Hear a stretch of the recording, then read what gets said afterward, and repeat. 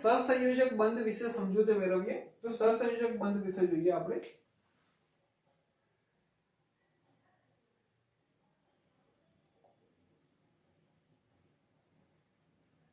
તો શોર્ટમાં જો આપણે આને લખવું હોય તો આપણે લખી શકીશું કે ઇલેક્ટ્રોનની ભાગીદારીથી બંધ બનશે. ઇલેક્ટ્રોનની ભાગીદારી મતલબ કે ઇલેક્ટ્રોન શેરિંગમાં મૂકશે. તો કઈ રીતે શક્ય બનશે? તો જો આપણે એક એક્ઝામ્પલ જોઈએ અહીંયા કે એક હાઇડ્રોજન છે જેની પાસે એક ઇલેક્ટ્રોન રહેલો છે. આ હાઇડ્રોજન કેવી વૃત્તિ ધરાવશે? તો બાહ્ય કક્ષાનો એક ઇલેક્ટ્રોન છે એ ગુમાવશે તો એક જ ઇલેક્ટ્રોન હતો અને ગુમાવશે તો એનું અસ્તિત્વ રહેવાનું નથી. એટલે કે હાઇડ્રોજન ઇલેક્ટ્રોન ગુમાવી શકતો નથી. ગુમાવે તો H+ બની જાય જે ખૂબ જ સક્રિય થશે, ફટાફટ કોઈકના કોઈકની જોડે રાસાયણિક પ્રક્રિયા કરી દેશે. પણ જો અહીંયા હાઇડ્રોજનની જોડે બીજો હાઇડ્રોજન આવી જશે, એક ઇલેક્ટ્રોન વાળો બીજો હાઇડ્રોજન આવશે, તો એ બંને હાઇડ્રોજન કઈ રીતે જોડાશે એ આપણે અહીંયા જોઈશું. તો જુઓ, એક હાઇડ્રોજન જે છે એ હાઇડ્રોજન એની બાહ્ય કક્ષામાં એક ઇલેક્ટ્રોન રહેલો છે, એ ઇલેક્ટ્રોન એને અહીંયા વચ્ચે મૂકી દીધો. બીજો હાઇડ્રોજન આવ્યો, એ બીજા હાઇડ્રોજને પણ એક ઇલેક્ટ્રોન એનો વચ્ચે મૂકી દીધો. પછી બંને એવું નક્કી કર્યું કે આ બંને ઇલેક્ટ્રોન આપણે બંનેના પાર્ટનરશિપમાં આવશે, એટલે કે બંનેમાં ગણાશે. તો આ જે બે ઇલેક્ટ્રોન છે એ આ હાઇડ્રોજનમાં પણ ગણાવવાના છે ને આ બાજુના હાઇડ્રોજનમાં પણ ગણાવવાના છે. તો જો હવે આ હાઇડ્રોજનમાં બે ઇલેક્ટ્રોન થઈ ગયા એટલે સંતૃપ્ત ઇલેક્ટ્રોન રચના થઈ ગઈ, આ બાજુ વાળા હાઇડ્રોજનમાં પણ થઈ ગઈ, તો બંને એકદમ બેલેન્સ થઈ ગયા. હવે આને બંધ સ્વરૂપે દર્શાવવું હોય તો એક એક ઇલેક્ટ્રોનની ભાગીદારી કરી છે તો એના કારણે આપણે H સિંગલ બોન્ડ H વડે દર્શાવીશું. H સિંગલ બોન્ડ H વડે દર્શાવીશું અને જે સંયોજન બને છે એને આપણે H2 વડે દર્શાવીએ છીએ, હાઇડ્રોજનનો અણુ. આ જ રીતે બીજું એક એક્ઝામ્પલ જોઈએ આપણે. ઓક્સિજન માટેનું એક્ઝામ્પલ જોઈએ આપણે. ઓક્સિજન કયા નંબરનું તત્વ છે બગા? 8 નંબરનું તત્વ છે. તો એની ઇલેક્ટ્રોન રચના કેટલી થવાની છે? ઇલેક્ટ્રોન રચના 2 અને 6 ઇલેક્ટ્રોન રચના થશે. બાહ્યતમ કક્ષામાં 6 ઇલેક્ટ્રોન રહેલા છે, આને આપણે K કક્ષા કહીશું, 6 ને આપણે L કક્ષા કહીશું. તો L કક્ષામાં જે 6 ઇલેક્ટ્રોન છે એમાંથી એ અષ્ટક પૂર્ણ કરવા માટે 2 ઇલેક્ટ્રોન લેવાની વૃત્તિ ધરાવે છે, 2 ઇલેક્ટ્રોન જોઈએ છે. પરંતુ જો એક ઓક્સિજન જોડે બીજો ઓક્સિજન આવશે તો સંયોજન કઈ રીતે બનાવે છે એ હું તમને બતાવું. કે એક ઓક્સિજન આપણે અહીંયા બનાવી દીધો, ઓકે, એની બાહ્યતમ કક્ષામાં 6 ઇલેક્ટ્રોન છે, એ બધા ઇલેક્ટ્રોનને અહીંયા આપણે કાં તો ટપકા સ્વરૂપે અથવા તો ક્રોસ કરીને દર્શાવવા પડશે. પણ એને જરૂર કેટલા ઇલેક્ટ્રોનની છે બગા? તો 8 ઇલેક્ટ્રોન કરવા માટે એને 2 ઇલેક્ટ્રોનની જરૂર છે, એને 2 ઇલેક્ટ્રોનની જરૂર છે. તો જેટલા ઇલેક્ટ્રોનની જરૂર હોય એટલા જ ઇલેક્ટ્રોન એ અહીંયા વચ્ચે મૂકશે.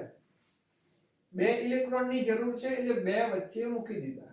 બાકી કેટલા રહ્યા? 6 માંથી 2 વચ્ચે મૂક્યા તો 4 ઇલેક્ટ્રોન બાકી રહ્યા, જે 4 ઇલેક્ટ્રોન એની આજુબાજુ ગમે ત્યાં મૂકી શકે છે. તો આપણે અહીંયા 4 ઇલેક્ટ્રોન 1 2 3 4 આપણે દર્શાવ્યું. આ જ રીતે બીજો પણ ઓક્સિજન અણુ આવશે. બીજો ઓક્સિજન અણુ આપણે બનાવી દીધો. આ ઓક્સિજન પણ એના 2 ઇલેક્ટ્રોન અહીંયા મૂકી દેશે. તો ચલો 6 માંથી 2 ઇલેક્ટ્રોન મૂકી દીધા એને, બાકી કેટલા રહ્યા? 4. તો એને એના 4 અણુઓ જ્યાં મૂકવા હતા ત્યાં બીજે આપણે મૂકી દીધા, રાઈટ છે. પણ અહીંયા ભાગીદારી કોની થઈ? તો આ 4 જે છે એ ભાગીદારીમાં મૂકેલા છે, 4 ઇલેક્ટ્રોન. એટલે કે આ ઇલેક્ટ્રોન બંનેમાં ગણાશે, આ બાજુમાં પણ ગણાશે અને આ બાજુમાં પણ ગણાશે. તો આપણે એક સર્કલ ટાઈપ બનાવી દઈએ કે આ ઇલેક્ટ્રોન, આ કાર્બનના ઇલેક્ટ્રોન અહીંયાથી આટલા થઈ ગયા. તો જુઓ કેટલા થયા, આ 4 5 6 7 8, મતલબ કે બાહ્ય કક્ષામાં 8 ઇલેક્ટ્રોન કમ્પ્લીટ થઈ ગયા. આ જ રીતે સામેવાળા ઓક્સિજન માટે બી વિચારી લઈએ આપણે. આ 4 એનામાં બી ગણાશે, બીજા 4 આવી ગયા એટલે ટોટલ કેટલા થઈ ગયા, 8 થઈ ગયા. પણ અહીંયા બે ઇલેક્ટ્રોનની ભાગીદારી કરી છે, એટલે કે 2 ઇલેક્ટ્રોન આ ઓક્સિજનના અને 2 ઇલેક્ટ્રોન બીજા ઓક્સિજનના છે. તો બોન્ડ કઈ રીતે બનશે, એક ઓક્સિજન આપણે બનાવ્યો, 2 ઇલેક્ટ્રોન એટલે કે 2 બંધ વચ્ચે આપણે બનાવવા પડશે અને બીજો ઓક્સિજન એટલે O. તો આ જે બનેલો છે એને કહેવાય છે દ્વિબંધ કહેવાશે, દ્વિબંધ કહેવાશે. અને આ જે બનેલો છે એને કહેવાશે એકલ બંધ કહેવાશે અથવા તો એક બંધ કહેવાશે. નોર્મલી રીતે સ્ટ્રક્ચર કેવું હશે એનું, તો O2 સ્વરૂપે આપણે લખીએ છીએ, ઓક્સિજન એ O2 સ્વરૂપે લખીએ છીએ, પણ એમાં 2 ઓક્સિજન આ રીતે દ્વિબંધથી જોડાયેલા હશે, દ્વિબંધથી જોડાયેલા હશે, અથવા તો એને કહી શકીએ આપણે દ્વિસહસંયોજક બંધ.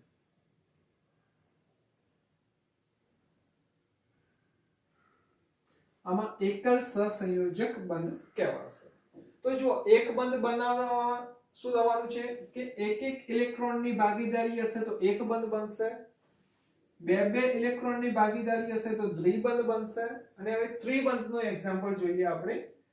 ત્રીજું એક્ઝામ્પલ સોડિયમ માટે આપણે નાઇટ્રોજન માટે આપણે વાત કરીએ. નાઇટ્રોજન કયા નંબરનું તત્વ છે બકા, 7 નંબરનું તત્વ છે. તો એની ઇલેક્ટ્રોન રચના થશે 2 અને 5, 2 અને 5. બાહ્યતમ કક્ષામાં 5 ઇલેક્ટ્રોન રહેલા છે, બાહ્યતમ કક્ષામાં 5 ઇલેક્ટ્રોન રહેલા છે. જો એને બાહ્ય કક્ષા પૂર્ણ ભરવી હોય તો બીજા 3 ઇલેક્ટ્રોનની જરૂર પડે છે, અને બીજા 3 ઇલેક્ટ્રોનની જરૂર પડે છે. તો અહીંયા વચ્ચેના ભાગમાં 3 ઇલેક્ટ્રોન મૂકશે. તો આપણે જોઈએ એની રચના. નાઇટ્રોજન મૂકી દીધું, 1 2 3. 5 માંથી 3 એને ગોઠવી દીધા, બાકી 2 રહ્યા, જે બંને એને સાઈડમાં મૂકી દીધા. બીજો નાઇટ્રોજન આવશે, એ પણ એના 3 ઇલેક્ટ્રોન મૂકી દેશે, 2 એને સાઈડમાં મૂકી દીધા. બંનેમાં ગણતરી થશે તો આપણે અહીંયા રાઉન્ડ બનાવી દઈએ. જો આ નાઇટ્રોજનમાં 3 નો 3 6 અને 2 8, આ બાજુ પણ 8 થઈ ગયા. તો સ્ટ્રક્ચર બનશે એનું નાઇટ્રોજન ટ્રિપલ બોન્ડ N, કે 3 ઇલેક્ટ્રોનની ભાગીદારી છે એટલે ટોટલ 3 બંધ બનેલા છે. અને બીજી રીતે શોર્ટમાં આપણે એને N2 સ્વરૂપે લખીએ છીએ, એટલે કે નાઇટ્રોજનનો અણુ. તો આ થઈ ગયો ત્રિસહસંયોજક બંધ.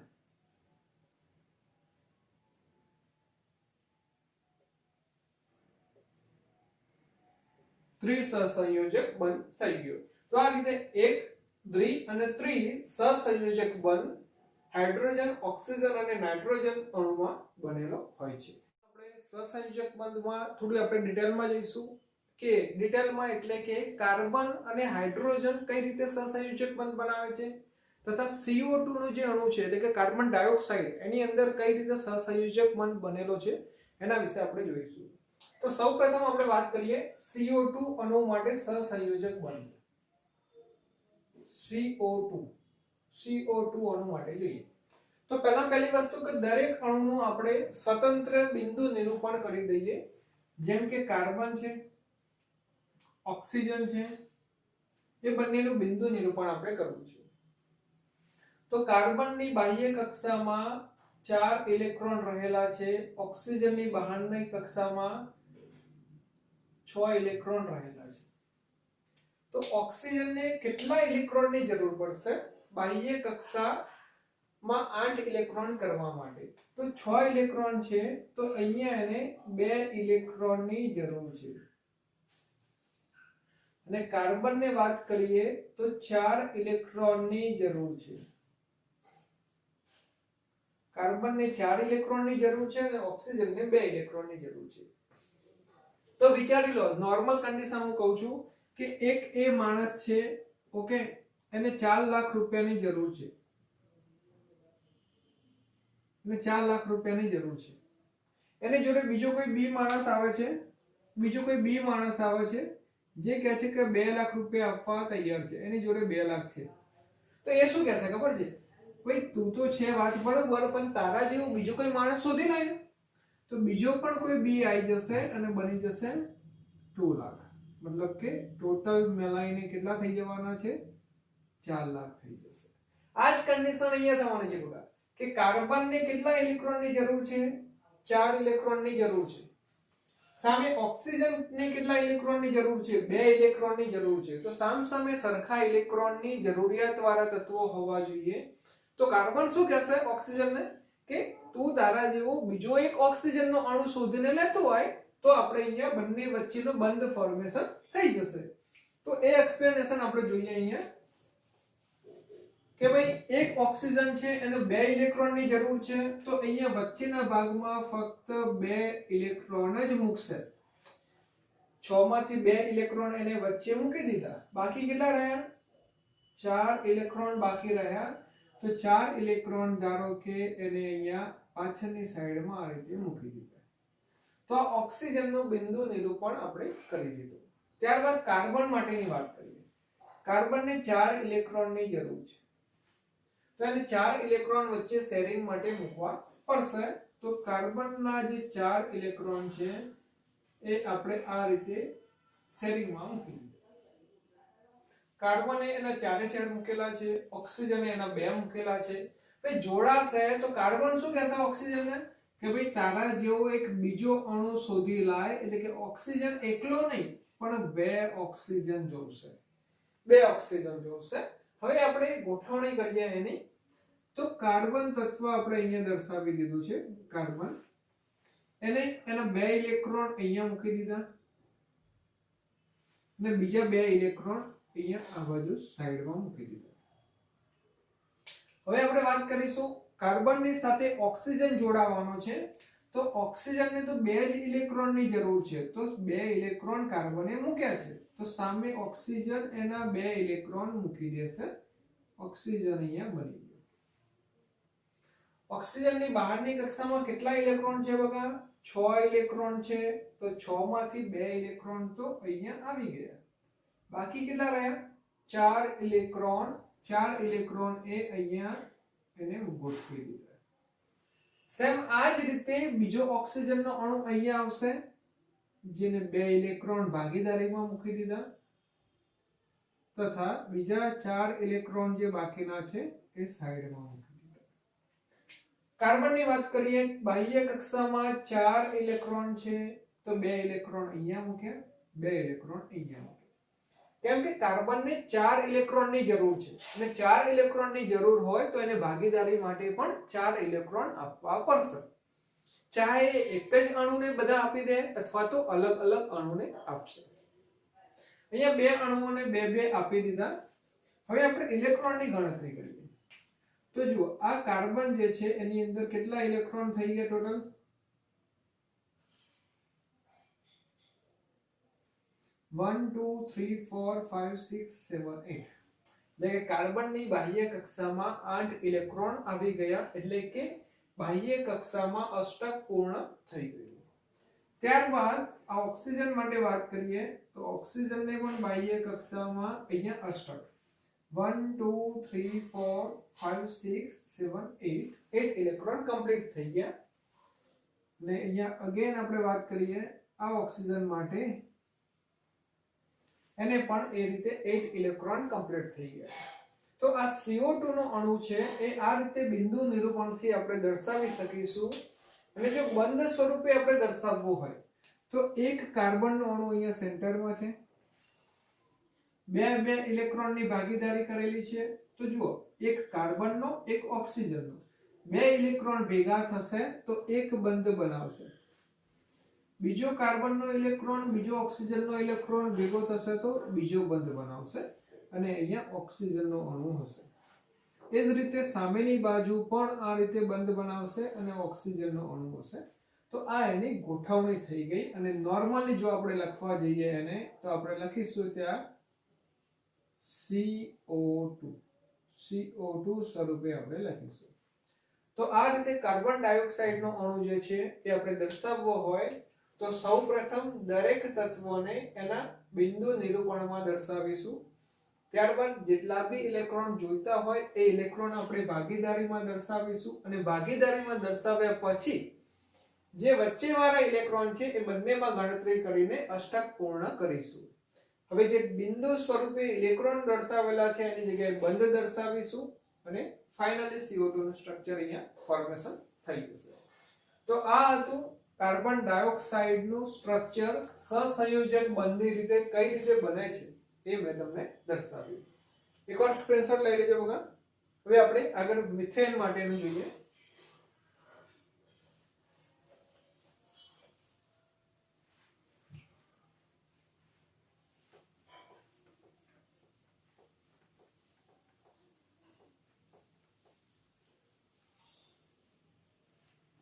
હવે આપણે આગળ જોઈએ કે કાર્બન અને હાઇડ્રોજન આ બંને વચ્ચે આપણે સહસંયોજક બંધ બનાવવો છે. કાર્બન અને હાઇડ્રોજન જોડે સહસંયોજક બંધ બનાવવો છે. તો પ્રશ્ન એવો ઉદ્ભવશે કે કાર્બન છે એની જોડે જ્યારે હાઇડ્રોજન આવશે ત્યારે કાર્બન પૂછશે કે ભાઈ તારે કેટલા ઇલેક્ટ્રોનની જરૂર છે? તો હાઇડ્રોજન કહેશે મારે તો એક જ ઇલેક્ટ્રોનની જરૂર છે. પણ કાર્બન કહેશે કે મારે તો 4 ઇલેક્ટ્રોનની જરૂર છે. મારે તો 4 ઇલેક્ટ્રોનની જરૂર છે. તો હાઇડ્રોજન શું કહેશે? ટેન્શન ના લેશો, બીજા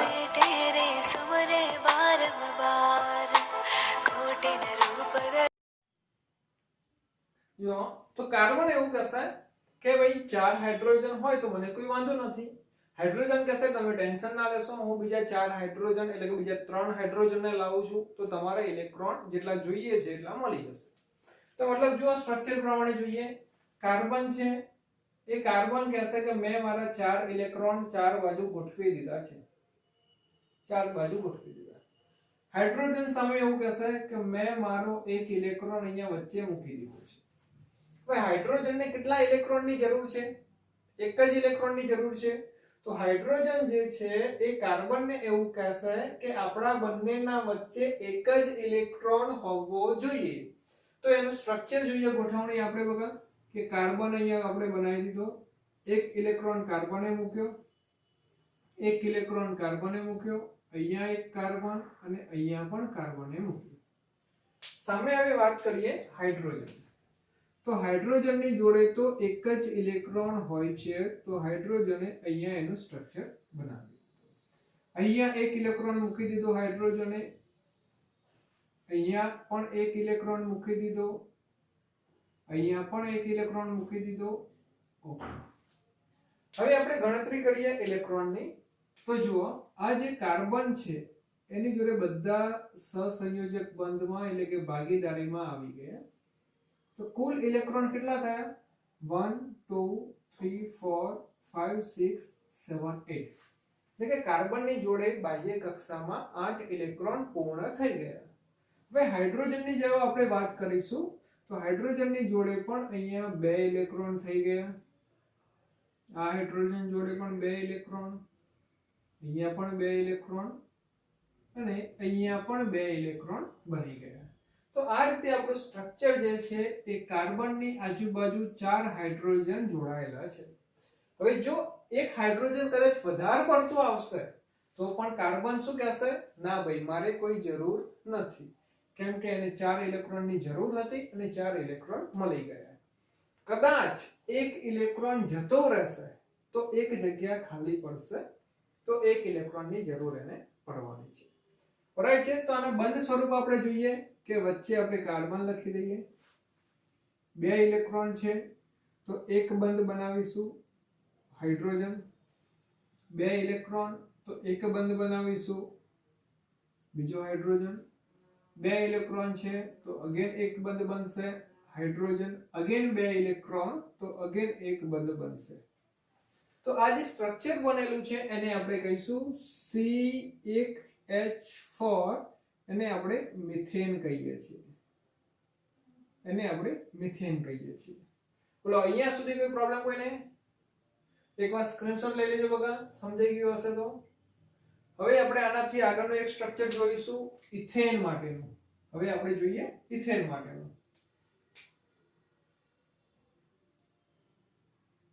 ઇથેન માટેનું જોઈએ. જો એક બીજી વસ્તુ અહીંયા જરૂરી છે કે મિથેન, ઇથેન, પ્રોપેન એવું તમને સમજાવું બગા એક આના પછીના ટોપિકમાં. ખાલી એક સ્ટ્રક્ચર આનું તમે ધ્યાન રાખી લો. ઇથેનમાં શું થયું કે 2 કાર્બન ભેગા થયા, 2 કાર્બન ભેગા થયા. 2 કાર્બન શું કહે છે કે આપણે બંને પણ એકબીજા સાથે જોડાયેલા રહીએ અને બાકીની જે સંયોજકતા રહે છે એ આપણે હાઇડ્રોજનને બોલાવી લઈએ. બાકીની સંયોજકતા રહે છે એ આપણે હાઇડ્રોજનને બોલાવી લઈએ. તો બન્યું એવું કે એક કાર્બન અહીંયા રહેલો છે, બીજો કાર્બન અહીંયા છે. આપણે અહીંયા સાઈડમાં થોડું બનાવી દઉં.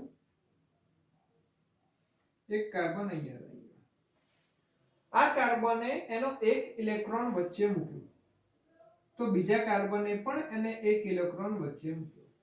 બંને કાર્બને શું વિચાર્યું કે આપણી જોડે 4 ઇલેક્ટ્રોન છે બાહ્ય કક્ષામાં, તો બધા ઇલેક્ટ્રોન આપણે ભાગીદારી કરવી નથી, આપણે ફક્ત ને ફક્ત એક જ ઇલેક્ટ્રોનની ભાગીદારી કરીએ. તો અહીંયા એક ઇલેક્ટ્રોન આ બાજુના કાર્બનનો અને એક ઇલેક્ટ્રોન બીજો. અહીંયા આપણે કાર્બનમાં જે ઇલેક્ટ્રોન હતા એ મેં અલગ અલગ કલરથી બતાવ્યા જેથી તમને ખ્યાલ આવશે કે કયા ઇલેક્ટ્રોન કયા કાર્બનના છે. હવે આપણે હાઇડ્રોજન લાવીએ. તો જુઓ અહીંયા આપણે એક કાર્બનને 3 બાજુ બંધ બનાવવાની જરૂર છે, એટલે કે 3 ઇલેક્ટ્રોનની જરૂર છે. તો અહીંયા એક હાઇડ્રોજન આપણે લાવી દઈએ, એક ઇલેક્ટ્રોન મૂકી દીધો. અહીંયા બીજો ઇલેક્ટ્રોન, બીજો હાઇડ્રોજન, અહીંયા ત્રીજો ઇલેક્ટ્રોન, ત્રીજો હાઇડ્રોજન. તો જો આ કાર્બન માટે 1 2 3 4 5 6 7 8 ઇલેક્ટ્રોન થઈ ગયા. હવે આ કાર્બનના બી 3 ઇલેક્ટ્રોન બાકી છે તો એની જોડે આપણે એક હાઇડ્રોજન મૂકી દઈએ. એક હાઇડ્રોજન આપણે મૂકી દીધો. તો હવે આ બાજુના કાર્બનમાં આપણે જુઓ 1 2 3 4 5 6 7 8. મતલબ કે જો આપણે કાર્બન માટેનું સર્કલ બનાવીએ તો કાર્બનમાં 8 ઇલેક્ટ્રોન અહીંયા પૂર્ણ થઈ ગયા છે. 8 ઇલેક્ટ્રોન પૂર્ણ થઈ ગયા. સામેના કાર્બન માટે જો હું બનાવું સર્કલ તો અહીંયા પણ 8 ઇલેક્ટ્રોન પૂર્ણ થઈ ગયા છે. તો અહીંયા પણ 8 ઇલેક્ટ્રોન થઈ ગયા. હવે હાઇડ્રોજન માટેની જો આપણે વાત કરીએ તો હાઇડ્રોજનમાં પણ 2 ઇલેક્ટ્રોન બધી બાજુ કમ્પ્લીટ થઈ ગયા છે.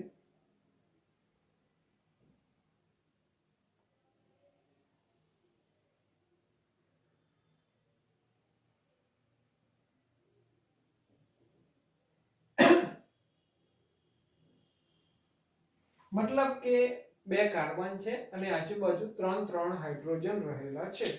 તો એનું સ્ટ્રક્ચર આપણે બનાવીએ તો એક કાર્બન વચ્ચે 2 ઇલેક્ટ્રોન છે એટલે એક બંધ બનશે, બીજો કાર્બન, 3 હાઇડ્રોજન છે તો એક હાઇડ્રોજન, બીજો હાઇડ્રોજન, અહીંયા અગેન હાઇડ્રોજન, અહીંયા again hydrogen, again hydrogen. Common રીતે કહીશું તો 2 કાર્બન એટલે કે C2, હાઇડ્રોજન 3 અને 3 6 તો H6, C2H6 ઇથેનનું સ્ટ્રક્ચર છે જે મેં તમને ઇથેનમાં સહસંયોજક બંધ કઈ રીતે બને છે એ દર્શાવ્યું છે. ઓકે, થેન્ક યુ મિત્રો.